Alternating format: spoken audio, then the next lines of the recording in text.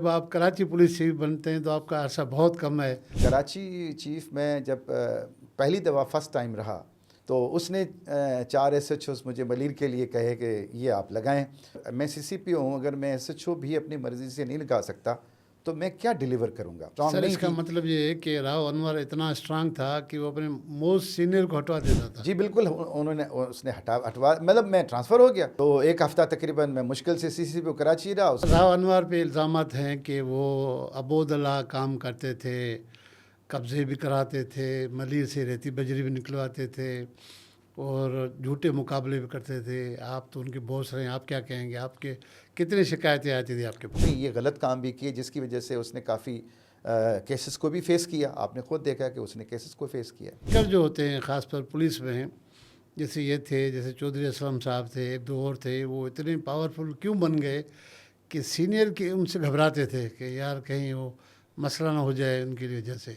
जब लिंक्स होते हैं ऊपर पॉलिटिकल लोगों से तो फिर पावरफुल हो जाते हैं। आप जब कुर्सी पे होते हैं तो सियासतदान, इस्टेब्लिशमेंट के दीगर जो लोग हैं वो भी नाराज़ होते हैं। पाकिस्तान में हर इदारा अपना काम खुद करे और दूसरे के काम में मुदाखलत ना करे तो काफ़ी सारे मसाइल हल ही हो जाएंगे। और वो DMG वाले सही काम नहीं कर रहे हैं, वो मुदाखलत करते हैं, हुक्मरानों को गलत मशवरा देते हैं। और आज तक ज़ाहिर है ब्यूरोक्रेसी की ताकत भी है, होल्ड भी है और पहले के मुकाबले में बहुत कमज़ोर हैं, लेकिन फिर भी सिस्टम तो वो चलाते हैं। कहने का मतलब है सियासतदान सिर्फ नहीं है, ब्यूरोक्रेट भी बेजिम्मेवार है इस पाकिस्तान को पीछे करने में। बल्कि शुरुआत ही ब्यूरोक्रेसी ने की है, उसके बाद में अब सियासतदान भी आ गए, हम सब उसमें आ गए हैं। 20-30 साल पहले की जो ब्यूरोक्रेसी थी उनमें खौफ खुदा भी था और वो अपने बहुत सारे इशूज़ पे स्टैंड भी लेते थे और अपनी जो रेस्पेक्ट है वो सबसे ज़्यादा ऊपर रखते थे। किसी को पोस्टिंग लेनी है तो वो किसी हाउस के बाहर चक्कर लगा रहा है।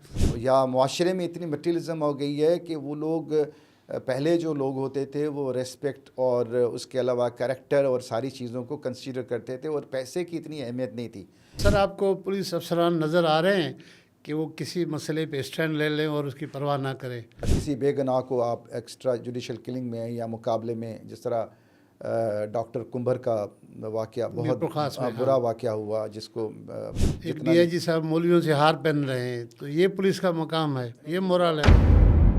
अब तो ये हालत है कि साबिक वज़ीर आज़म के बेटे 2 बार वफाकी वज़ीर रहने वाले मुर्तज़ा जतोई पर जो है मोटरसाइकिल छीनने की FIR दर्ज होती है। FIR तो कोई भी कर सकता है, लेकिन इन्वेस्टिगेशन तो पुलिस के हाथ में। लेकिन सर क्या वफाकी वज़ीर जाके मोटरसाइकिल छीनेगा? नहीं, तो वो गलत है। झूठे केस होंगे तो उसको झूठा करना चाहिए। बिस्मिल्लाहिर्रहमानिर्रहीम। अस्सलाम वालेकुम नाज़रीन, मैं हूँ मंसूर मुगेरी, आप देख रहे हैं मंसूर नामा। आज जो हमारे गेस्ट हैं वो पढ़े लिखी क्लास से ताल्लुक़ है, वो CSS अफसर रहे हैं, उन्होंने मुल्क में तकरीबन पूरे मुल्क में अपनी खिदमत सरअंजाम दी हैं, तीनों सूबों में रहे हैं, फिर इस्लामाबाद में भी रहे हैं, पुलिस अफसर हैं, हाल ही में रिटायर हुए हैं, अहम ओहदों पे रहे हैं। वो रिटायर तो हो गए लेकिन माशाल्लाह अभी भी वो उनकी सेहत अच्छी है। उनकी सेहत का राज उनसे पूछेंगे। सवाल तो कुछ और था लेकिन पहले पूछते हैं उनकी सेहत का राज क्या है। हमारे जो गेस्ट हैं गुलाम कादिर थेबू साहब। साईं अस्सलाम वालेकुम। जी वालेकुम अस्सलाम। सही सवाल और था लेकिन बात निकली है, तो आपकी सेहत का राज क्या है? माशाल्लाह देखिए, सेहत का राज तो ज़्यादातर तो जीन्स होते हैं, उसके अलावा ये है कि आपको अपनी सेहत का ख्याल करना चाहिए, एक्सरसाइज करनी चाहिए और बाकी ये है कि स्ट्रेस वगैरह ना लेना चाहिए और उसके अलावा आप अच्छा काम करेंगे तो रिफ्लेक्शन आप पे अच्छा आएगा। अगर खिदमत करेंगे, अच्छा काम करेंगे तो उससे आपको काफ़ी फ़वाइद होते हैं। सर आपने CSS जब किया, जी जी, 84 में शायद आपने एग्ज़ाम दिया, फिर 85 में आपने अकेडमी ज्वाइन की। जी जी, तो पुलिस ग्रुप आपकी चॉइस थी या उन्होंने खुद रखा आपको? मंसूर साहब, बिल्कुल मेरी ये पुलिस ग्रुप जो है थर्ड चॉइस थी और मेरा सिंध रूरल में 6 नंबर पे था और मैं तो एक्सपेक्ट कर रहा था कि मुझे DMG या दूसरे नंबर पे मैंने कस्टम रखा था। पुलिस से ऊपर मैंने कस्टम रखा था कि मुझे कस्टम या DMG मिल जाएगी, लेकिन वो मेरे से 5 जो ऊपर थे उन 5 में से किसी ने ना कोई फॉरेन सर्विस ली, ना कोई पुलिस ली। उन्होंने 4 ने DMG ली और 5वें ने कस्टम ली, तो फिर मुझे पुलिस मिली, जबकि मेरे बाद जो पुलिस जिसको मिली उसका 11वां नंबर था। तो काफ़ी, क्योंकि बीच में जो ऊपर थे उन्होंने कोई फॉरेन सर्विस ली, किसी ने इनकम टैक्स ली। तो मैं ये भी बताता चलूँ आपको कि मज़े की बात है कि जब मेरा इंटरव्यू किया था, जनरल अतीक रहमान हमारे चेयरमैन थे कमीशन के, फेडरल पर्पसेस कमीशन के, तो उन्होंने 3 सवाल मुझसे पुलिस के बारे में पूछे, जो कि तीनों मैंने जवाब उसके गलत दिए। एक तो उन्होंने पूछा कि SHO किसका एब्रीवेशन है, तो मैंने बजाय स्टेशन हाउस ऑफिसर के बोला कि सब हाउस ऑफिसर। फिर उन्होंने पूछा अच्छा ये बताएं कि who is the secretary of police, तो मैंने कहा सर चीफ सेक्रेटरी, हालांकि वो होम सेक्रेटरी है। और तीसरा भी कोई सवाल था जो मुझे अभी याद नहीं है, लेकिन उसके बावजूद भी मुझे पुलिस मिली, या इतने मार्क्स उन्होंने, और इंटरव्यू में मुझे बहुत अच्छे मार्क्स मिले, 176 मार्क्स मिले। तो आई डोंट नो, लेकिन फिर मुझे पुलिस मिली। तो फिर मैं इतना खुश तो नहीं था पुलिस से, लेकिन बहरहाल फिर जब मैं पुलिस में आ गया और मेरा फर्स्ट अटैम्प्ट था, तो उसके बाद दोबारा मैंने रिपीट नहीं किया और फिर पुलिस ज्वाइन किया और जो हो सका वो किया। तो आप पुलिस ज्वाइन करते खुश नहीं थे, और जाते जाते आपको ग्रेड 22 भी नहीं मिला, वो भी फिर भी खुश नहीं हुए। ये हाँ, इत्तेफाकात हैं जी, इत्तेफाक ये तो हैं, ज़ाहिर है ग्रेड 22, बिल्कुल ये बात भी हकीकत है। अगर शायद मैं पुलिस में नहीं होता, इवन मैं अकाउंट सर्विस में भी होता, तो मुझे ज़रूर 22 मिल जाता। लेकिन आपको पता है कि जो पुलिस और जो डिस्ट्रिक्ट एडमिनिस्ट्रेशन की जो नौकरी या 2 सर्विसेज प्रोमिनेंट भी होती हैं, और उस पे फ्लक्चुएशन, लोगों की नज़रें भी होती हैं, फिर उसमें उनसे लोग नाराज़ भी हो जाते हैं, ज़्यादा नाराज़ होते हैं, ज़्यादा वो कॉन्फ्लिक्ट में रहते हैं। तो उस हवाले से फिर किसकी वो पसंद होते हैं, किसी की नापसंद होते हैं। कुछ लोगों के को फेवर किया जाता है, कुछ लोगों को फेवर नहीं किया जाता। तो बदकिस्मती से मुझे भी जो है, हालांकि मैं 2017 में मुझे 22 ग्रेड मिलना चाहिए था, मुझे उन्होंने कंसीडर किया, और बदकिस्मती से मुझे, मेरे से बाद जो लोग थे, एक ऐसा भी हमारा दोस्त था, हालांकि मैं उनके ख़िलाफ़ नहीं हूँ, उनको प्रमोशन मिलना चाहिए, लेकिन मैं जब ये कह रहा हूँ कि एक आदमी ऐसा भी था जो कि 1 महीने में रिटायर हो रहा था, विद इन 1 मंथ वो प्रमोशन के बाद रिटायर होना था, उसको भी 22वां दे दिया। एक आदमी ऐसा भी था जूनियर कि जिसको आखिर में उन्होंने कोई ख़ास असाइनमेंट दी ही नहीं, 3-4 साल, उसको भी 22 दे दिया, जबकि मुझे 22 नहीं दिया। तो मैं फिर कोर्ट में गया, तो पहले सिंध हाई कोर्ट में गया, तो वहाँ पर भी कुछ ऐसे मसले थे कि वो जो है वहाँ पे उन्होंने मेरी पिटीशन को, एक जज साहब का मैंने कहना नहीं माना था, जब मैं चेयरमैन एंटी करप्शन था, तो वो उनका गुस्सा था, तो उन्होंने मेरी पिटीशन को रिजेक्ट कर दिया। फिर मैं मजबूरन सुप्रीम कोर्ट में गया, तो वहाँ पे अल्हम्दुलिल्लाह 3 जो सीनियर तरीन जजेस थे, उन्होंने यूनानिमसली मेरे फेवर में फ़ैसला किया, और उन्होंने इस्टेब्लिशमेंट डिवीज़न को, प्राइम मिनिस्टर को, इनको लिखा कि विद इन 60 डेज़ जो है आपको आप इनका दोबारा इनको from the very beginning consider करें on the basis of ACR, क्योंकि इसकी सारी ACRs आउटस्टैंडिंग है। तो इनको ये परफॉर्मा प्रमोशन, जो प्रमोशन आफ्टर रिटायरमेंट होता है, उसको 60 डेज़ में आप करें। लेकिन बदकिस्मती से वो 60 डेज़ क्या 6 महीने गुजर गए, लेकिन वो उन्होंने नहीं किया। उन्होंने ये कहा है कि हम जब इजलास होगा तो कंसीडर करेंगे, लेकिन मीटिंग होगी तब करेंगे। हाँ, लेकिन कंटेम्प्ट ऑफ कोर्ट उन्होंने बहरहाल कर दिया है। अच्छा सर, आपने कहा कि सिंध हाई कोर्ट में गए तो एक जज साहब का कहना नहीं माना था, हालांकि जज तो इंसाफ देने वाला होता है, उनको इस तरह का रवैया होना चाहिए? मेरे ख्याल में बिल्कुल नहीं होना चाहिए। देखें, जो जस्टिस गिविंग सारे इदारे अच्छे होने चाहिए, ख़ास तौर पे जो हमारा क्रिमिनल जस्टिस सिस्टम है, उसका जो अमीर है या जो रूह रवां कहें जिसको, जो लीडिंग, वो जो देखें 4 इनके कंपोनेंट होते हैं क्रिमिनल जस्टिस सिस्टम के, पुलिस, प्रोसिक्यूशन, जुडिशरी और जेल। तो जुडिशरी जो है वो सबका इंचार्ज है, सबसे बड़ा जो इदारा है क्रिमिनल जस्टिस सिस्टम का, वो जुडिशरी है, और जुडिशरी में जजेस को बिल्कुल इम्पार्शल होना चाहिए और उनको इंसाफ देना चाहिए। लेकिन बदकिस्मती से मेरे केस में खैर इंसाफ मिला भी है, जिस तरह मैंने आपको बताया कि सुप्रीम कोर्ट में मुझे बहुत अच्छा इंसाफ मिला है। तो लेकिन ये भी बदकिस्मती है हमारे मुल्क में कि आप किसी जज को अगर आप का काम नहीं करते तो वो फिर बाद में आपकी पटिशन अगर होती है तो वो उसको रिजेक्ट कर लेते हैं। सर संभव हमने ये भी देखा है, ये बात सिर्फ जजेस तक महदूद नहीं, आप जब कुर्सी पे होते हैं तो सियासतदान, इस्टेब्लिशमेंट के दीगर जो लोग हैं वो भी नाराज़ होते हैं, उनका भी खमियाजा भुगतना पड़ता है आपको। जी बिल्कुल ऐसा है, क्योंकि पुलिस की जिस तरह मैंने बताया, पुलिस और ज़रा डिस्ट्रिक्ट मैनेजमेंट की नौकरी ऐसी है, और उसके अलावा कॉन्फ्लिक्ट्स होते हैं। हर बंदा ये कहता है कि मैं ज़्यादा पावरफुल हूँ, मेरा हक बनता है, क्योंकि बदकिस्मती से हमारे पाकिस्तान में कोई भी इदारा अपने अंदर अपना काम नहीं बल्कि दूसरे इदारों में इंटरफेरेंस ज़रूर करते हैं, उससे कॉन्फ्लिक्ट्स होते हैं। अगर पाकिस्तान में हर इदारा अपना काम खुद करे और दूसरे के काम में मुदाखलत ना करे तो काफ़ी सारे मसाइल पाकिस्तान के बल्कि हल ही हो जाएंगे। और लेकिन जब इस तरह का कोई प्रॉब्लम होता है, इंटरफेरेंस होता है, तो उसमें कॉन्फ्लिक्ट भी होता है, फिर उसमें नाराज़गी भी होती है, रंजिशें भी होती हैं। अगर आपने किसी के कहना नहीं माना तो फिर वो जब उनको मौका मिलता है तो वो उसका बदला लेते हैं, और इसमें ये होता है, बिल्कुल हकीकत है। अच्छा सर, आपने डीएमजी का जिक्र किया, तो डीएमजी वालों के साथ सारी उम्र आपने नौकरी की, उन पर इल्ज़ामात लगते हैं कि वो डीएमजी वाले सही काम नहीं कर रहे हैं, वो मुदाखलत करते हैं, हुक्मरानों को गलत मशवरा देते हैं, पूरे पाकिस्तान के सिस्टम को बिगाड़ने में उनका भी रोल है। आप कैसे देखते हैं? देखिए, मैं इस मामले में बिल्कुल, देखें पहले तो मैं आपको बताऊं कि अगर इस पाकिस्तान में कोई अच्छाई है तो उसमें बड़ा लीडिंग रोल जो है वो ब्यूरोक्रेसी का है। अगर पाकिस्तान में जो ख़राबियां हैं तो उसमें भी जो लीडिंग रोल है तो वो ब्यूरोक्रेसी का है। अब ब्यूरोक्रेसी में सारे आ जाते हैं, लेकिन ब्यूरोक्रेसी लेडेड बाय या जिसके लीडर हैं वो हैं पाकिस्तान एडमिनिस्ट्रेटिव सर्विस, या जिसको डीएमजी कहते हैं, क्योंकि वो चीफ सेक्रेटरी भी वो होते हैं और principal secretary to prime minister भी वो होते हैं।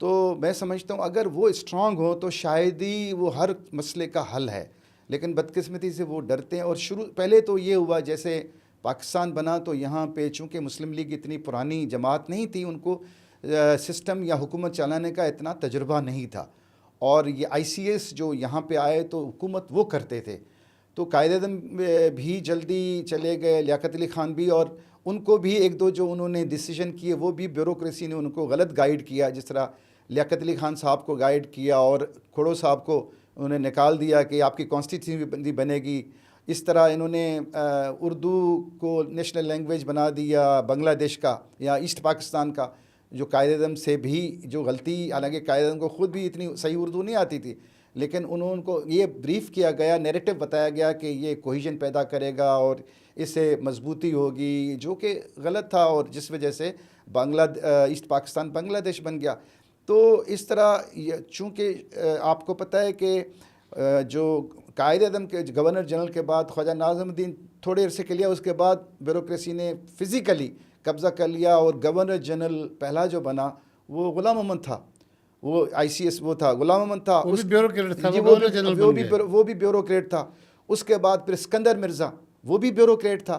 तो उसके सिकंदर मिर्ज़ा के बाद फिर अयूब ख़ान भी, यह्या ख़ान भी, ये सारे फिर अल्टीमेटली ये और आज तक ज़ाहिर ब्यूरोक्रेसी की ताकत भी है, होल्ड भी है, और पहले के मुकाबले में बहुत कमज़ोर हैं, लेकिन फिर भी सिस्टम तो वो चलाते हैं। अगर ये स्ट्रॉन्ग हों, अगर ये चाहें, मैं ये समझता हूँ कि अगर सिर्फ एक group, district management group strong हो जाए और वो सिर्फ इस चीज़ से ना डरे कि मुझे, क्योंकि ज़्यादा से ज़्यादा इनको ट्रांसफ़र किया जाता है कि भाई अगर आप गलत काम नहीं करेंगे तो आपको ट्रांसफ़र करेंगे ना, लेकिन बदकिस्मती से वो एक कोई ऐसे भी हैं जो स्टैंड लेते हैं, अच्छे भी हैं, लेकिन जो दूसरा आता है वो ट्रांसफ़र होता है, दूसरा आता है वो फिर सारे काम करता है, वो फिर चीज़ें भी वो पॉलिटिशियंस को बताते हैं, वो अपने वेस्टेड इंटरेस्ट में सारी चीज़ें करते हैं। फिर जब पॉलिटिशियन देखता है कि जी ये ब्यूरोक्रेट्स भी ये सब कुछ कर रहे हैं तो हम क्यों पीछे रहें, फिर आस्ता आस्ता पॉलिटिशियन भी उसमें शामिल हो गए, और सारे लोग बाकी जो ताकतवर जो तबके हैं, एलीट हैं, वो सारे फिर इस सिस्टम में शामिल होके अब असल में तो देखें ठीक वही करेगा जिसके पास ताकत होगी, और ताकत जो है वो ब्यूरोक्रेसी के पास है।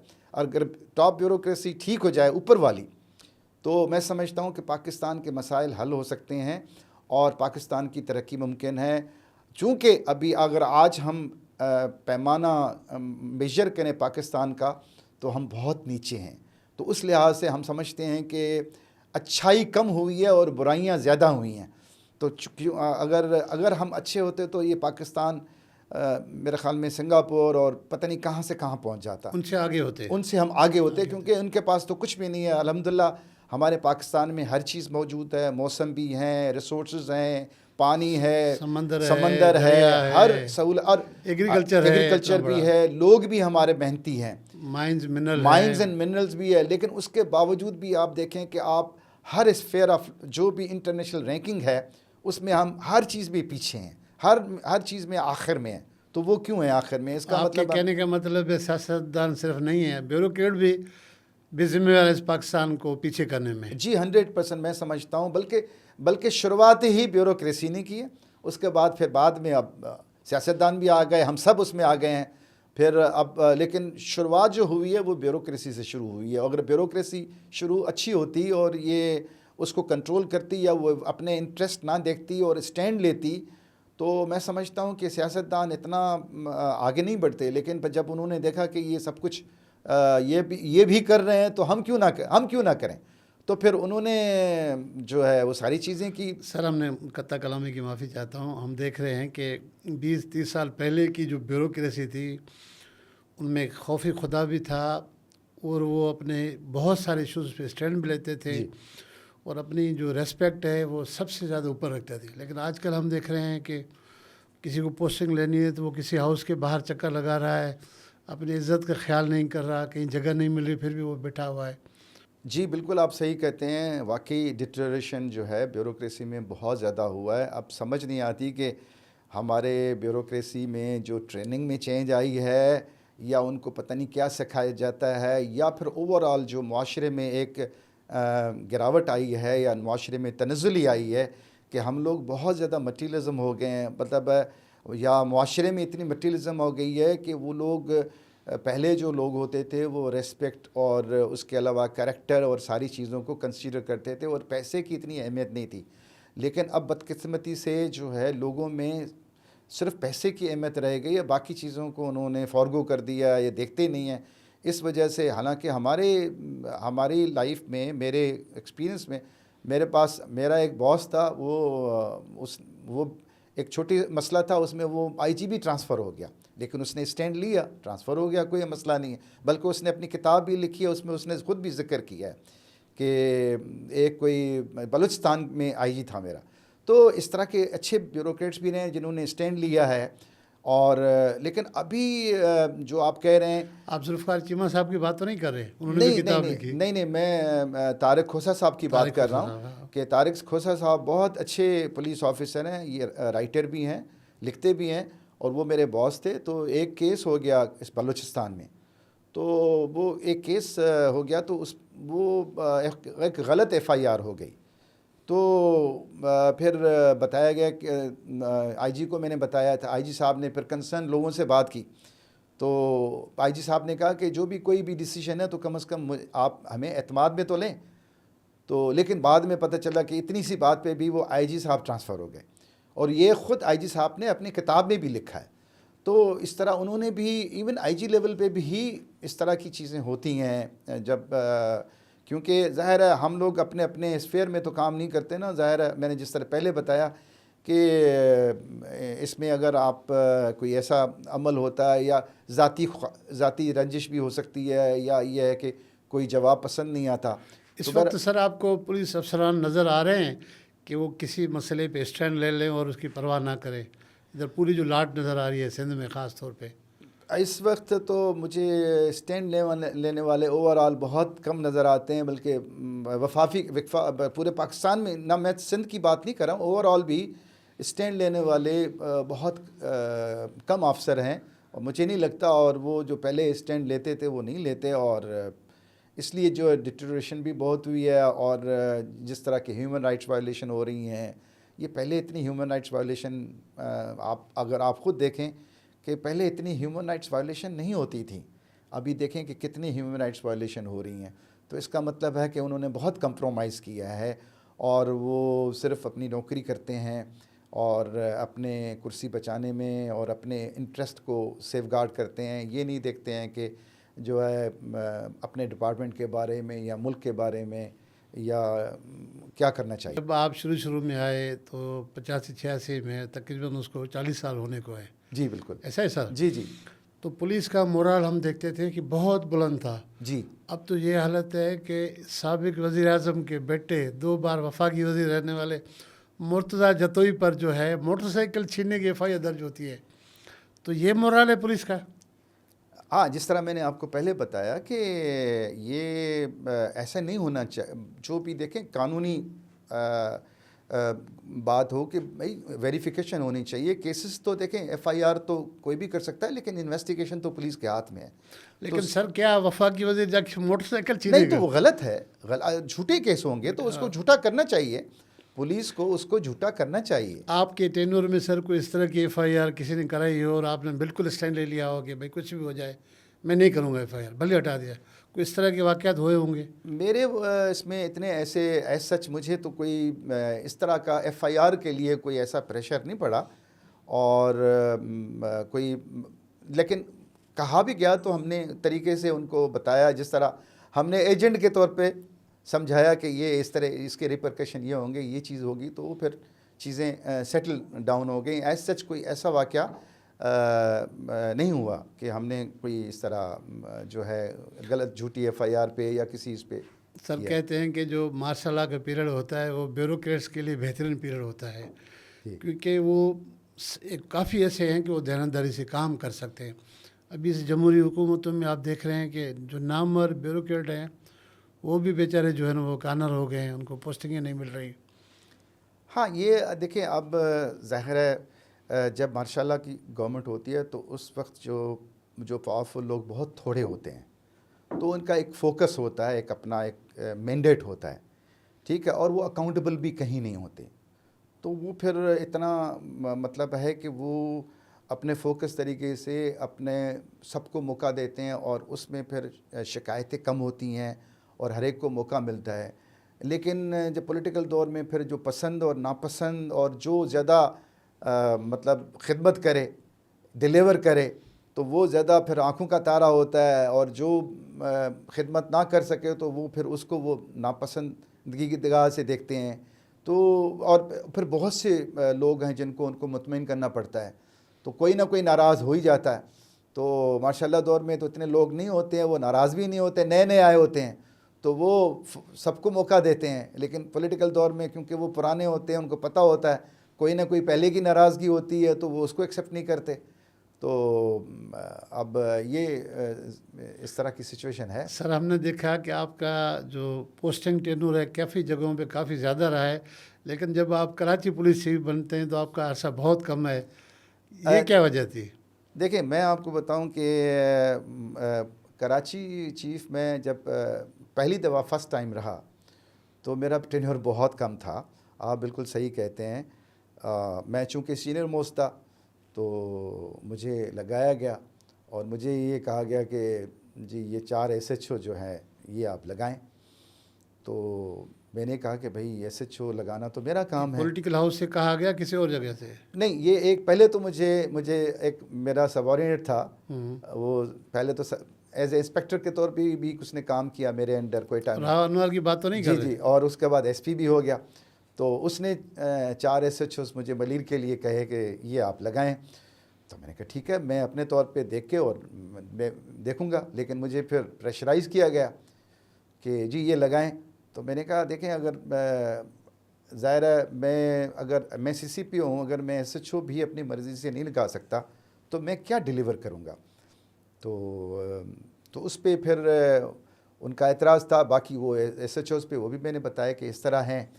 तो बहरहाल वो हमारे ताल्लुकात कुछ अच्छे नहीं हुए। तो मैंने कहा बेहतर है कि आप मुझे ट्रांसफ़र कर दें, क्योंकि इस तरह तो मैं काम नहीं कर सकता। तो बल्कि उन्होंने ख़ुद कहा कि अगर आप इस तरह करेंगे तो फिर तो आप ट्रांसफ़र हो जाएंगे। मैंने कहा फिर आप ट्रांसफ़र करें। तो दूसरे दिन मेरी ट्रांसफ़र हो गई। तो पहली दफ़ा जो है मैं सिर्फ़ 1 हफ़्ता CCP कराची रहा और ट्रांसफ़र हो गया। और किसी ब्यूरो इस पे मैं ये कहता हूँ कि ज़रूर जब मुझे लगा वो, और उस ज़माने में मुझे चीफ सेक्रेटरी ने लगाया होगा, ज़ाहिर है लगाने वाले तो चीफ सेक्रेटरी होते हैं ना। तो जब मुझे वो हटाने वाले भी चीफ सेक्रेटरी होते हैं, तो वो अगर स्ट्रांग होते तो वो पूछते कि भाई एक हफ़्ता पहले आपने लगाया है तो क्या रीज़न है कि आप हटा रहे हैं। लेकिन जिस तरह मैंने बताया कि ब्यूरोक्रेसी स्ट्रांग सर, नहीं इसका थी। मतलब ये है कि राव अनवर इतना स्ट्रांग था कि वो अपने मोस्ट सीनियर को हटवा देता था। जी बिल्कुल, उसने हटवा, मतलब मैं ट्रांसफ़र हो गया तो एक हफ़्ता तकरीबन मैं मुश्किल से सीसीपी कराची रहा, उसके बाद फिर मैं ट्रैफिक का एडिशनल आईजी हो गया। लेकिन मैंने कहा कोई बात नहीं, ट्रांसफ़र खैर है, कोई मसला नहीं है। तो फिर मैं दोबारा रहा, तो मैंने कराची ऑपरेशन भी मैंने किया और हमने काफ़ी 1.5 साल में रहा, वो बड़ा अच्छा टेन्योर रहा। तो फिर उसके बाद फिर दोबारा मुझे ज़बरदस्ती लगाया गया, जो कि मेरी ख्वाहिश नहीं थी, किसी और के मकसद के लिए लगाया गया। तो उसमें फिर 1 महीने के बाद फिर मेरी ट्रांसफ़र हो गई। राव अनवर पे इल्ज़ामात हैं कि वो अबोदला काम करते थे, कब्ज़े भी कराते थे, मलिर से रेती बजरी भी निकलवाते थे और झूठे मुकाबले भी करते थे। आप तो उनके बॉस रहे हैं, आप क्या कहेंगे? आपके कितनी शिकायतें आती थी आपके पास? बिल्कुल, देखें ये शिकायतें थी, और ये नहीं है कि सारे उसने अच्छे काम भी उसने किए, उन्होंने टेररिस्ट को भी इनकाउंटर्स में मारा, लेकिन साथ में उनके इस तरह की भी शिकायतें आती थी जिनकी आपने ख़ुद देखा कि बाद में इंक्वायरियाँ भी हुई, बाद में बड़े मशहूर इंसिडेंट भी हुआ था। वो मेरे ज़माने में तो खैर नहीं हुआ था, बाद में हुआ था, लेकिन बहरहाल राव जो है एज एसएसपी तो वही था। तो इस तरह की शिकायतें आती थी जिसकी वेरिफिकेशन होती थी, फिर कभी कंप्लेंट चले जाते या मसला हल हो जाता था। लेकिन अच्छे काम भी अपने, तो ये नहीं है कि उसने सारे, लेकिन अच्छे काम भी किए, लेकिन साथ में ये गलत काम भी किए जिसकी वजह से उसने काफ़ी केसेस को भी फेस किया। आपने खुद देखा कि उसने केसेस को फेस किया। अच्छा सर, रैंकर जो होते हैं ख़ासकर पुलिस में, जैसे ये थे, जैसे चौधरी असलम साहब थे, 1-2 और थे, वो इतने पावरफुल क्यों बन गए कि सीनियर के उनसे घबराते थे? देखें, वो पावरफुल नहीं थे। जिस तरह मैंने आपको कहा, अब राव अनवर का वाक़या, अब राव अनवर मेरे पास कोयटा में, कोयटा का मैं डीआईजी ऑपरेशन था, ठीक है। तो ये इसको एसएचओ मैंने लगाया, फिर एक मुलज़म उससे फ़रार हो गया, तो उसको ये पकड़ नहीं सका, तो मैंने इसको सस्पेंड किया और उसके बाद फिर बाद में ज़ाहिर है शो कॉज दे के रीइंस्टेट किया। लेकिन उसको कि भाई गलती की सज़ा तो हुई। वही आदमी फिर जब इधर उसके लिंक्स होते हैं, जब लिंक्स होते हैं ऊपर पॉलिटिकल लोगों से, तो फिर वो पावरफुल हो जाते हैं। फिर ज़ाहिर है चूँकि वो फिर आपकी नौकरी भी, तो ट्रांसफ़र पोस्टिंग आपकी भी, या तो फिर ये है कि आपको सपोर्ट करने वाले चीफ सेक्रेटरी हों या principal secretary to prime minister हों जो डिस्ट्रिक्ट मैनेजमेंट ग्रुप के, तो वो आपको सेव करें, तो वरना अदरवाइज़ आप ट्रांसफ़र हो जाएंगे। इस तरह मैं आईजी प्रिजन भी रहा, तो मिनिस्टर साहब एक मेरे बहुत ख़िलाफ़ थे, उसने बड़ी कोशिश की मुझे ट्रांसफ़र कराने की, लेकिन चीफ सेक्रेटरी बहुत स्ट्रांग थे, हालांकि वो अकाउंट्स ग्रुप के थे, फजल रहमान साहब, लेकिन उन्होंने वो फिर केयर टेकर सीएम भी बने। हाँ, लेकिन उन्होंने बहुत स्टैंड लिया और वो मुझसे पूछा कि आप मतलब क्यों, बहरहाल वो उन्होंने काफ़ी अरसा मुझे चलाया, और फिर अल्टीमेटली खैर ट्रांसफ़र मेरी हुई, तो मैं नेशनल डिफेंस यूनिवर्सिटी ट्रेनिंग के लिए चला गया, तो ऐसा मुझे फ़र्क नहीं पड़ा। लेकिन बहरहाल अल्टीमेटली ट्रांसफ़र तो हो गई, होनी भी है। तो कुछ लोग होते हैं वो स्टैंड लेते हैं, तो उससे काफ़ी बेहतरी भी आती है, लेकिन कुछ लोग अगर वो स्टैंड नहीं लेते तो फिर उसके प्रॉब्लम्स ही होते हैं। सर, इसका मतलब ये है कि जब आप सीनियर लेवल पे जाते हैं तो फिर चैलेंजेस आगे बढ़ते जाते हैं। जी, एक तो जी सरकार जो हुकूमत होती है उनके चैलेंज होते हैं, दूसरे अपने मातहतों के भी चैलेंजेस हो जाते हैं। नहीं, तो मुश्किल कौन सी? देखिए ना, राव अनवर जैसे बंदे, बहुत सारे सीनियर अफसरान के सर का दर्द रहे हैं, वो हमें बताते रहते हैं कि उनकी ये शिकायत है, हम कुछ कर नहीं सकते थे क्योंकि उनकी पीछे जो डोरे हिलाने वाले लोग थे वो सब कुछ वही थे, वो हमारी ट्रांसफ़र पोस्टिंग भी वही करते थे, हम मजबूर होते हैं। देखिए, ये तो फिर एडमिनिस्ट्रेशन इज़ आर्ट, साइंस तो है नहीं, तो इसमें आपको जो है नीचे भी देखना है, ऊपर भी देखना है, फिर आपने आगे जाना है, और अदरवाइज़ तो ज़ाहिर है आपको सर्वाइव नहीं कर सकते। तो प्रॉब्लम्स तो नीचे भी होते हैं, ऊपर भी होते हैं, तो उनको उस हिसाब से आपको चलाना पड़ता है। अल्टीमेटली फिर जो भी, क्योंकि जो भी रिफ्लेक्शन होता है या जो भी डिलीवरी होती है वो तो आपके नाम की होती है कि भाई आपने क्या दिया। कोई ये नहीं पूछेगा कि भाई प्रेशर क्या थे। हर एक आदमी सामने ये देखता है कि भाई सीसीपीओ ने क्या किया।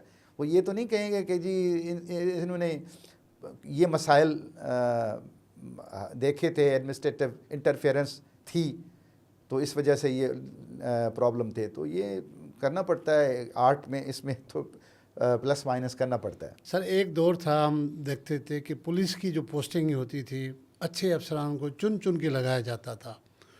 अब हम देख रहे हैं कि जो अच्छे अच्छे अफसरान हैं उनको चुन चुन के बाहर किया जाता है। तो इतनी जो है तनज़ली हो गई है इस महकमे की, तो जाके आगे कहाँ खड़ा होगा ये महकमा? ये इस बात में मैं एग्री करता हूँ, इसलिए कि मैंने भी 35 साल नौकरी की और मैं मुख्तलिफ़ जगहों पे हर जगह मैं रहा। तो एज सच मुझे पोस्टिंग का प्रॉब्लम नहीं रहा और ख़ुद ब खुद पोस्टिंग हो जाती थी एज सच कोई। लेकिन अभी बदकिस्मती से मैंने ऑब्ज़र्व किया है कि अच्छे अफसर हैं तो वो बैठे होते हैं और ऐसे अफसर हैं जिनकी रेपुटेशन अच्छी नहीं है, लेकिन चूंकि वो सिर्फ उनका नेक्सस है किसी के साथ या लेन देन है या डिलीवरी है या क्या है कि वो एक ज़िले से जाते हैं दूसरे ज़िले में जाते हैं। लेकिन अच्छे अफसर हैं तो ऐसे हैं वो बेचारों को पोस्टिंग ही नहीं मिलती और एज सच उनका कोई कसूर भी नहीं होता। तो ये बदकिस्मती है। और अच्छे ये नहीं है कि सिर्फ एसपी, यानी 21 ग्रेड के अफसर भी ऐसे हैं जो अफसरों की अच्छी रेपुटेशन नहीं होती है उनको पोस्टिंग मिल जाती है।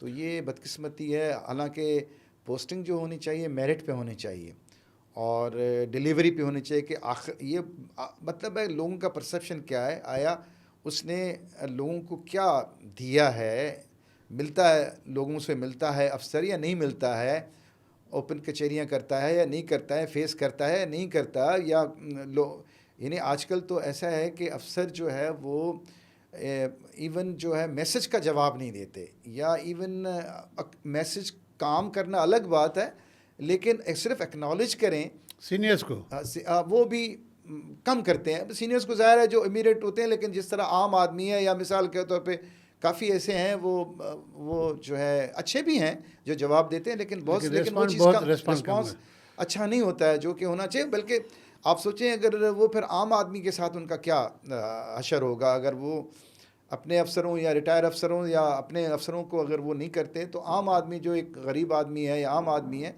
मैं समझता हूँ उसमें फिर आजकल काफ़ी, बल्कि मैंने ये सजेस्ट भी किया है कि सिंध गवर्नमेंट में इस तरह जिस तरह एक एप्लीकेशन है, स्टेट बैंक ऑफ पाकिस्तान की एक बेहतरीन एप्लीकेशन है सुनवाई। यानी अगर किसी का कोई भी किसी बैंक में कोई प्रॉब्लम होता है तो वो ऐप के थ्रू आप जो है वो कंप्लेंट भेजेंगे और वो विदिन 24 आवर्स आपको जवाब भी मिलेगा। बाद में आपसे वो बैंक वाले रब्ता भी करते हैं और आपका मसला हल करते हैं।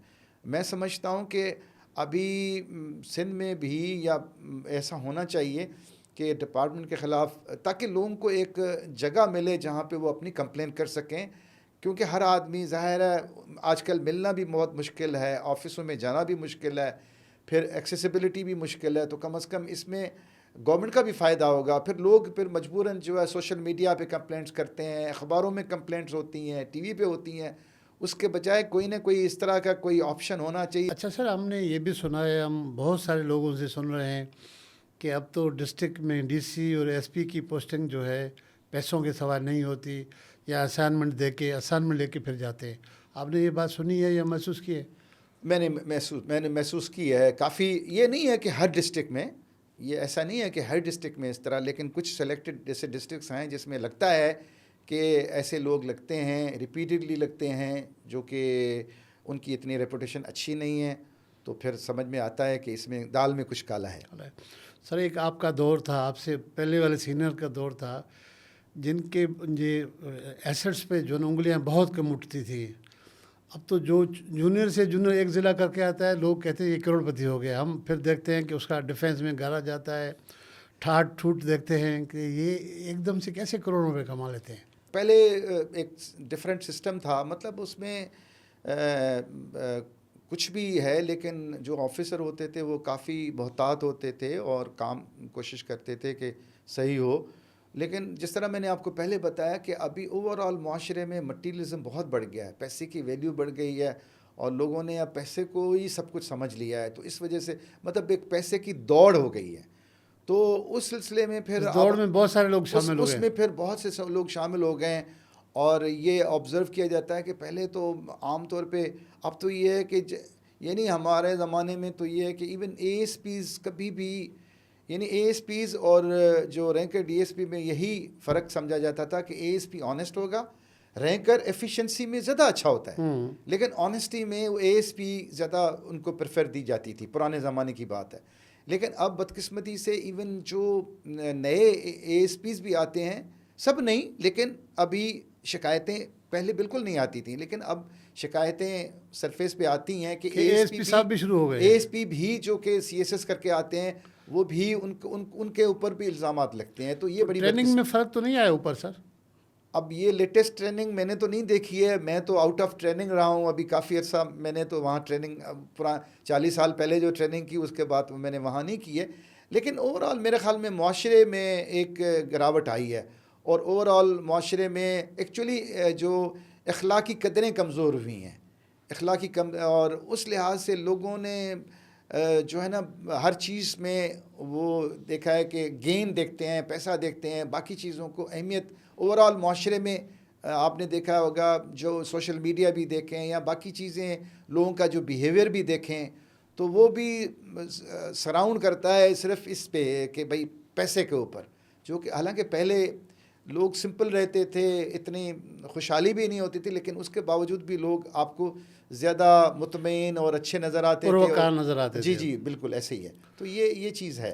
अच्छा सर, पुराने दौर में हम देखते थे, पुराना क्या 10-15 साल पीछे भी चले जाए ना, तो जो एसपी होता था या डीसी होता था, थोड़ा बहुत जो है अपने गुजारे के लिए माशरे में अपने आप को बेहतर करने के लिए थोड़े बहुत बजट से पैसे निकाल के अपने आप को अपडेट करता था। अब देख रहे हैं कि जो डिस्ट्रिक्ट मैनेजमेंट है वो मनशियात और सोशल क्राइम से बहुत इतना कमा लेती है कि उसको दूसरी चीज़ देखता ही नहीं है। कि अभी लोग ये कहते हैं कि सिंध में के सिंध के हवाले से, खैर ये पूरे पाकिस्तान में मंशियात का मसला है, लेकिन ख़ास तौर पे लोअर सिंध में जिस तरह वो गुटखा और पान मसाला, तो कहते हैं इनके कंटेनर के कंटेनर आते हैं और उसमें जो है वो करप्शन होती है और मंशियात पे भी करप्शन होती है और उस पर करोड़ों रुपए मिलते हैं, जो कि पहले तो करोड़ों रुपए का तस्वर ही नहीं होता था, लेकिन अब तो करोड़ों की बात होती है।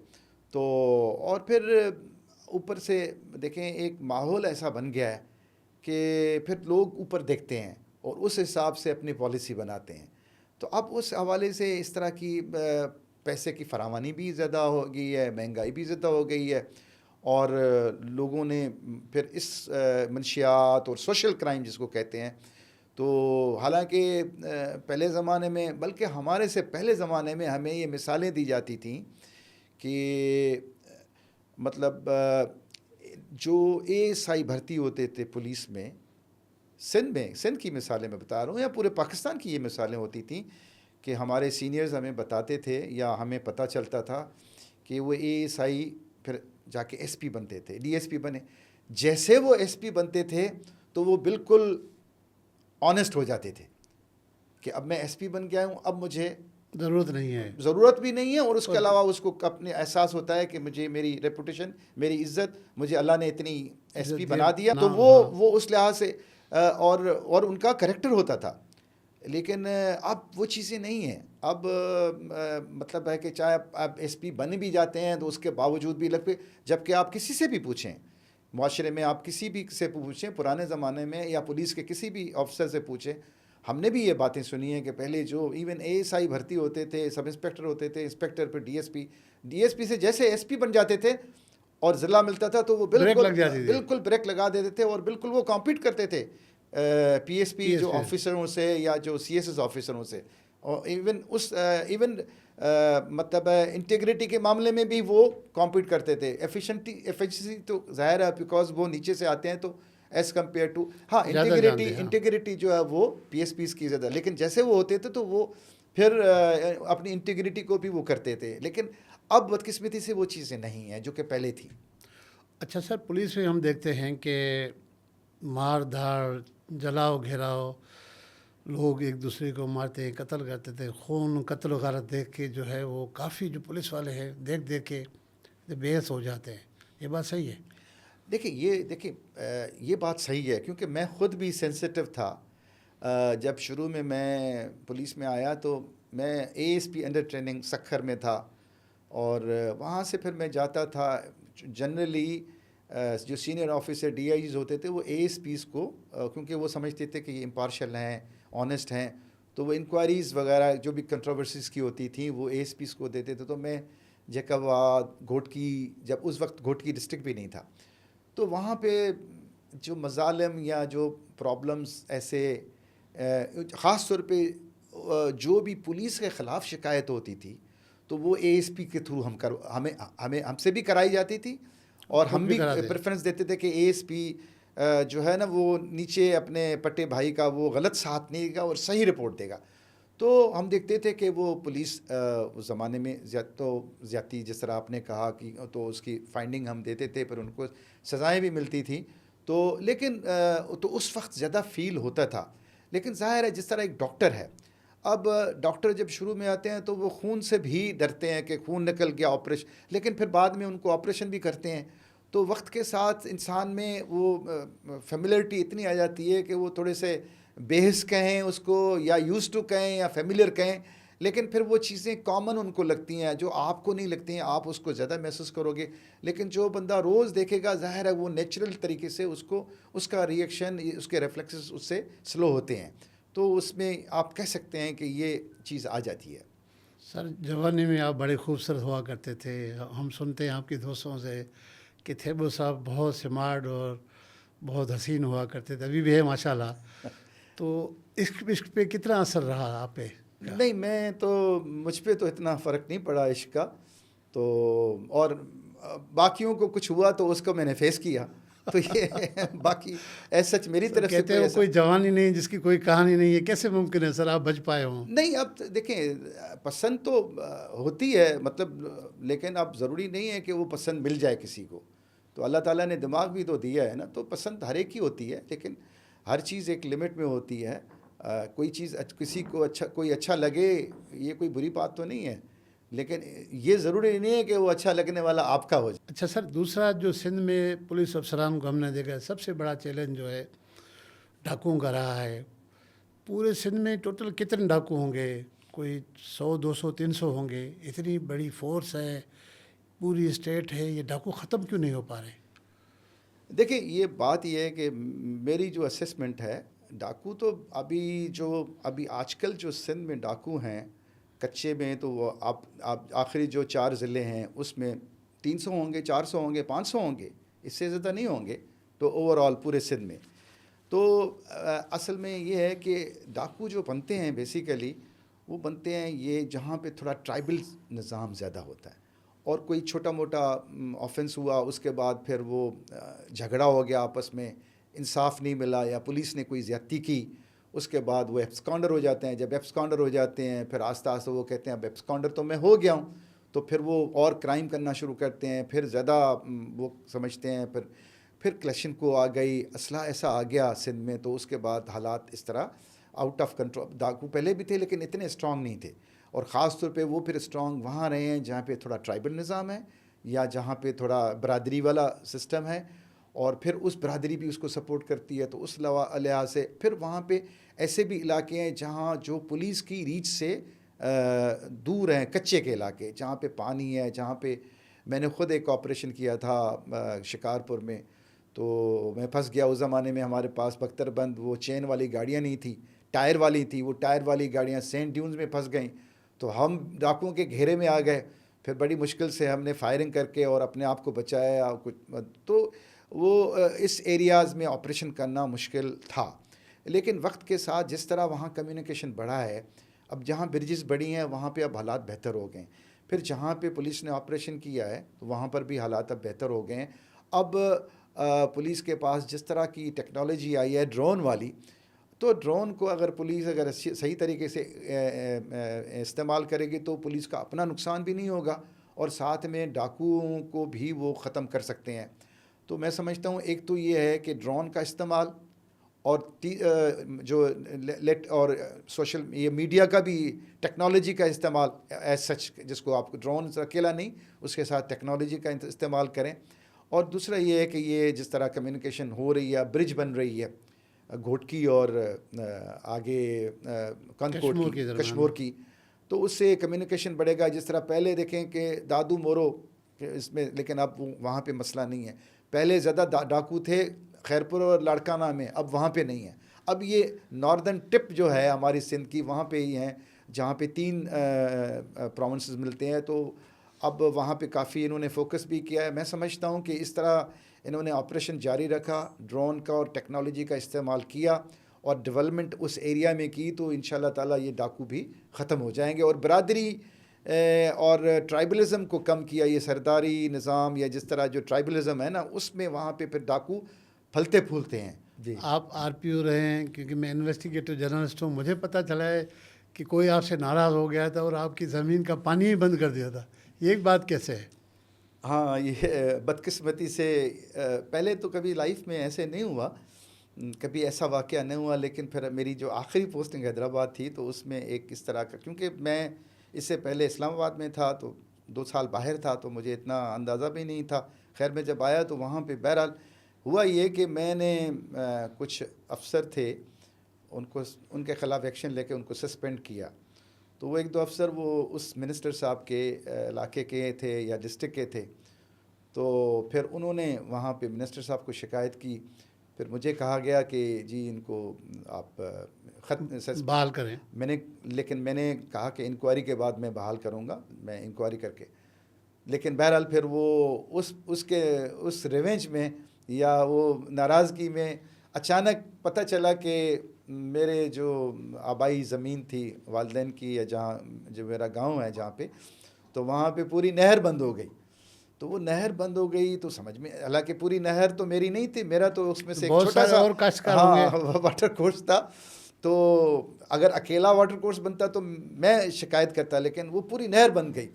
तो 2 हफ्ते हो गए, पर अच्छा वो वाराबंदी भी नहीं थी।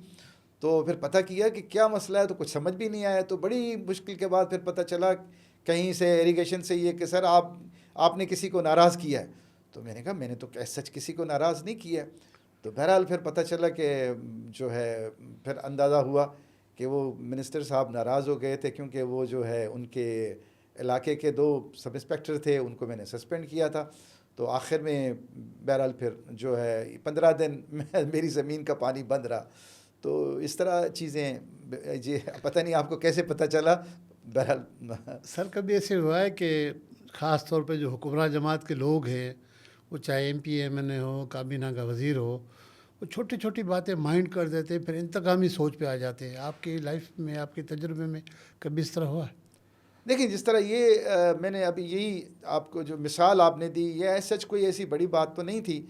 देखिए तो रूटीन है, रूटीन में पुलिस में suspension is not a punishment. तो और वो उसमें ये होता है कि वो पुलिस ऑफिसर पुलिस के पावर्स यूज़ नहीं करता, उसको तनख्वाह मिलती है। लेकिन उसके बावजूद भी इतनी सी, और फिर रीइंस्टेट भी हो जाते हैं और बाद में फिर पोस्टिंग भी होती है। लेकिन ये एक तरीका होता है पता चलने का कोई, और ये स्टिक एंड कैरेट पॉलिसी होती है कि भाई अगर गलती करोगे तो सज़ा मिलेगी, अगर अच्छा काम करोगे तो तुम रहोगे। तो अब इस पे इतना कि जी फिर यानी इतना इस तरह ये करना, तो ये आप ख़ुद सोचें कि इस तरह आप, लेकिन ये पहले इस तरह नहीं होता था। लेकिन ये अब जो मेरा एक्सपीरियंस, तो मैं समझता हूँ आजकल तो और भी ज़्यादा होगा। सर पूरे करियर में कभी ऐसे हुआ है कि आपने वैसे ही अपने ज़मीर की खातिर, अपनी नौकरी की खातिर, अल्लाह की खातिर आपने किसी के साथ नेकी की हो और ख़वातीन मर्द ने झोलियाँ उठा के आपको दुआएं दी हों, कोई इस तरह का कोई वाक़या? देखिए, ये इस तरह तो बहुत वाक़े हुए ये, और मेरी कोशिश ये होती थी जहाँ भी मैंने नौकरी की, एक तो मैं ये होता था कि मैं ऑफ़िस में एक्सेसिबल बहुत ज़्यादा था, और जो भी लोग मिलने वाले आते थे मैं अकेले नहीं बुलाता था, सबको इकट्ठे बुलाता था। जो भी आए ऑफ़िस में वो आ सकता था, यानी मैं बुलाता था तो सबको इकट्ठे बुलाता था। और फिर वो जो भी जिसका जो भी मसला होता था, अब मेरी जहन में ये कोशिश थी कि जितना भी हो सके मैं उसको रिलीफ दूँ। मैं अभी फ़ील करता हूँ, ख़ास तौर पे अगर कुछ लोग रिटायरमेंट के बाद भी इज़्ज़त करते हैं, दुआएं देते हैं, तो इसका मतलब शायद मैं उनके साथ अच्छा चला हूँ। तो मेरे ख़्याल में लोग ये चीज़ याद रखते हैं, और आप एक्सेसिबल हों और आपके जहन में ये चीज़ हो कि मैं कोशिश करूं कि मुझे मेरी तरफ से जितना भी हो सके मैं इसको रिलीफ दूं। सर आजकल हम देख रहे हैं कि सिंध गवर्नमेंट की जानिब से, आपकी पुलिस की जानिब से वेलफेयर के काफ़ी काम कराए जा रहे हैं।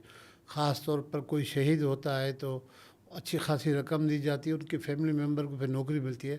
आप कैसे देख रहे हैं इस वेलफेयर वाले काम को? देखें, ये बहुत अच्छी बात है, और ये जो चीज़ अच्छी है उसकी तारीफ़ भी करनी चाहिए। अभी रिसेंटली एक तो ये है कि अभी जो शहीद होते हैं, पहले इस तरह नहीं होता था, तो अभी शहीदों को करोड़ से रुपए कंपनसेशन भी मिलता है।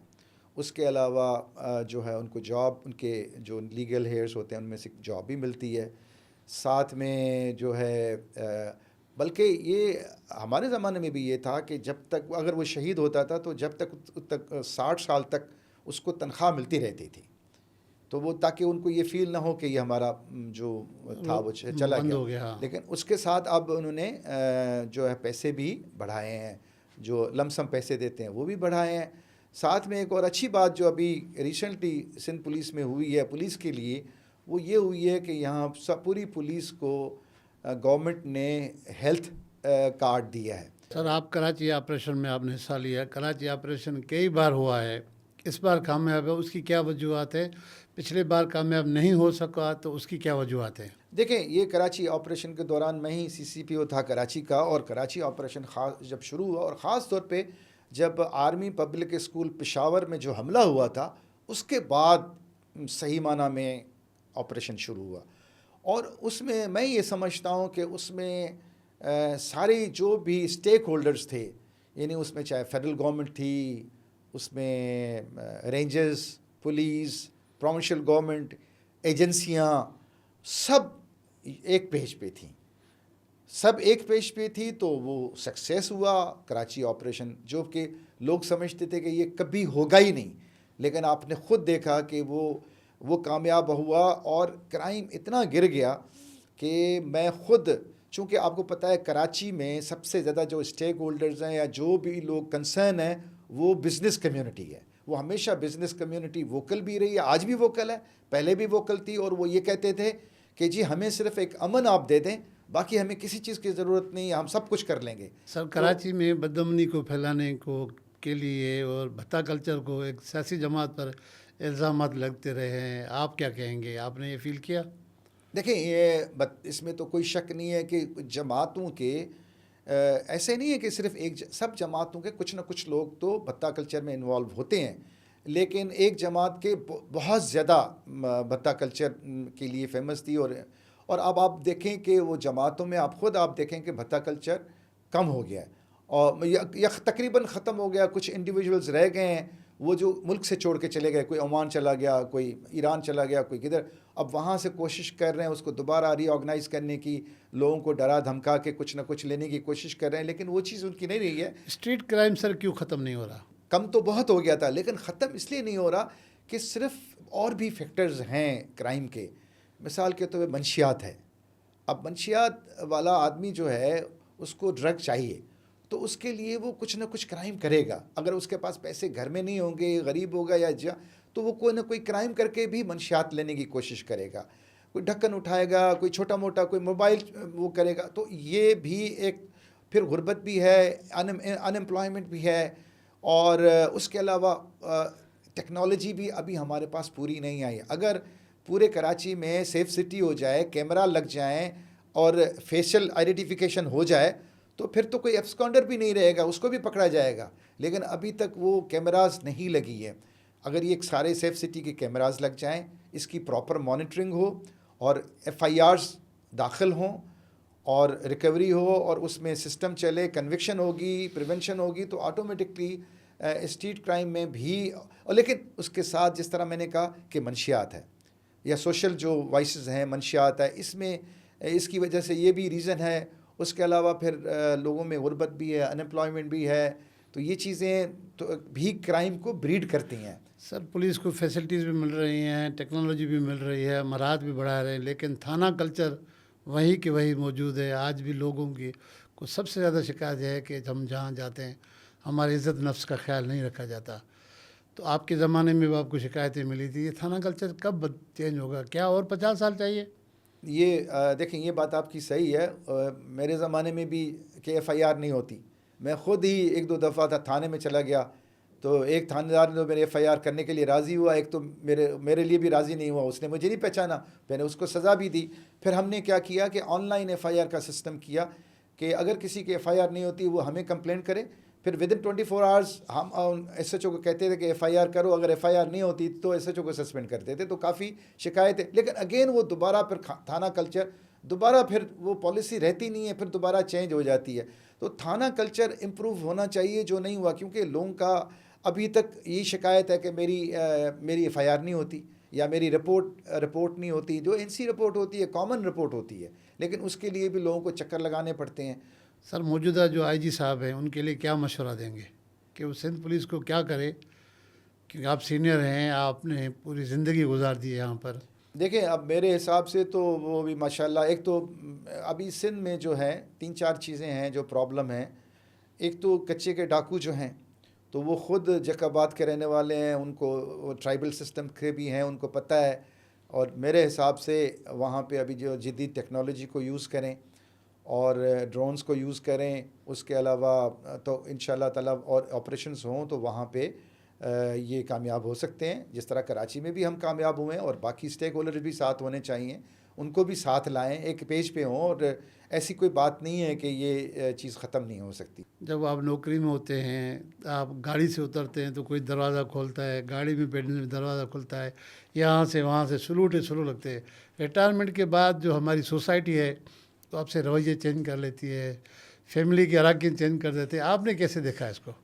देखें, ये तो इसमें देखें, ये हकीकत है। जो हकीकत है उसे इनकार नहीं करना चाहिए। और लोगों के रवैये 100% चेंज होते हैं, और लोग भी साया देख के उधर जाते हैं, जब साया नहीं होता तो उधर सलाम भी नहीं करते। और आपको पता है कि पहले ज़माने में ये कहा जाता था, हमें शुरू से ये बताया जाता था कि जी पुलिस वाले जो हैं वो जल्दी रिटायरमेंट के बाद जल्दी क्यों मतलब चले जाते हैं अल्लाह मियाँ के पास। तो वो तो किसी ने जवाब दिया कि भाई पहले उनके पास बहुत पावर्स होती थी, सब सलूट करते थे, सलाम वालेकुम। जब वो रिटायर होते थे तो कोई पूछता नहीं था, तो वो अपने आप को बिल्कुल यूज़लेस समझते थे, या वो अहमियत नहीं होती थी, तो डिप्रेशन में बेचारे चले जाते थे। तो अब ये तो खैर पुरानी बातें हैं, लेकिन आप अभी रिटायरमेंट के बाद वक्त कैसे निकालते हैं सर? क्या कर रहे हैं आजकल? देखिए, मैं तो बहुत अच्छा वक्त गुजार रहा हूँ कि मैं 3 मेरे NGOs में काम करता हूँ। एक यानी सोशल वर्क करता हूँ। रिटायरमेंट के बाद मैंने कोई जॉब नहीं की है। और सोशल वर्क में एक तो हम जेल में जो कैदी होते हैं उनको ट्रेनिंग देते हैं कि वो जेल में दोबारा ना जाएं। मतलब ये है कि जो इस्लाह का जो एक कॉन्सेप्ट है कि जो भी जेल में आए तो वो दोबारा उसको ट्रेनिंग दी जाए ताकि वो दोबारा जेल में ना जाए। उसमें हमारी बड़ी अच्छी सक्सेस स्टोरी, और हमें 5000 लोगों को ट्रेन किया है और कोई लोग उनमें से वापस नहीं आया। दूसरा, हमारे एक दूसरी NGO में सनशाइन के नाम से, उसमें कुछ पुलिस ऑफिसर हैं, उनके साथ मिलके तो 5 ड्रग रिहेबिलिटेशन सेंटर कराची में काम कर रहे हैं। उसमें कुछ फ्री हैं, कुछ में फिर खाने पीने के पैसे दिए जाते हैं, बाकी फ्री है। तीसरा एक NGO है क्राइम स्टॉपर पाकिस्तान के नाम से, तो उसमें भी हम ये कोशिश कर रहे हैं कि लोग जो है एविडेंस नहीं देते। तो जबकि कोई भी क्राइम होता है वो कोई ना कोई ज़रूर देखता है, लेकिन इसलिए नहीं देते कि एक तो वो ज़ाहिर हो जाते हैं, फिर उनको इंसेंटिव नहीं मिलता। तीसरा ये कि उनके ख़िलाफ़ एक्शन होता है। तो हम उनको प्राइवेसी को सिक्योर करते हैं कि भाई हम नहीं बताएं, आप हमें बताएं, और अगर कोई रिवॉर्ड मिलता है तो हमारे थ्रू आपको मिले, मतलब आप ज़ाहिर ना हो, ताकि लोग जो है वो कहीं भी क्राइम हो, क्योंकि क्राइम सिर्फ अकेले लॉ इन्फोर्समेंट एजेंसीज ख़त्म नहीं कर सकती जब तक कि लोग ताउन नहीं करेंगे। क्योंकि शाहिदी या जो विटनेस होगा वो तो वो लोग होंगे ना, पुलिस तो विटनेस नहीं हो सकती। तो वो विटनेस जो प्राइवेट पर्सन होता है उसकी वैलिडिटी ज़्यादा होती है, फिर वो कन्विक्शन भी होती है और प्रिवेंशन भी तब होगी। तो इसलिए हम इस NGO के थ्रू थोड़ी कोशिश कर रहे हैं कि लॉ इन्फोर्समेंट एजेंसीज़ की हम मदद करें, उनको हम एविडेंस फराम करें ताकि मुआशरे में क्राइम कम से कम हो। कोशिश है, ये एक पहले UK क्राइम स्टॉपर है, तो अभी UK उसके तर्ज पे पाकिस्तान में, सिंध में भी हम कर रहे हैं। सर बहुत शुक्रिया, आपने टाइम दिया, बहुत शुक्रिया। Thank you very much. Viewers, आपने पुलिस अफसर की बातें सुनी, उन्होंने जो अपनी नौकरी की शुरुआत से जो जो सफ़र किया, जो जो देखा, हमने उनसे पूछा। वो कराची पुलिस चीफ बने, उनसे हमने वो चीज़ें पूछी, क्राइम पे बातचीत की, सिंध पुलिस के हवाले से की, सोशल वेलफेयर के मामला से डिस्कस किया, हुक्मरानों के बारे में, कानून, बहुत सारी चीज़ें हमने उनसे डिस्कस किया। उम्मीद करता हूँ आपको ये प्रोग्राम पसंद आया होगा। अपनी राय का ज़रूर इज़हार करें। मंसूरनामा में अपने होस्ट मंसूर मुगेरी को दीजिए इजाज़त। अल्लाह हाफ़िज़।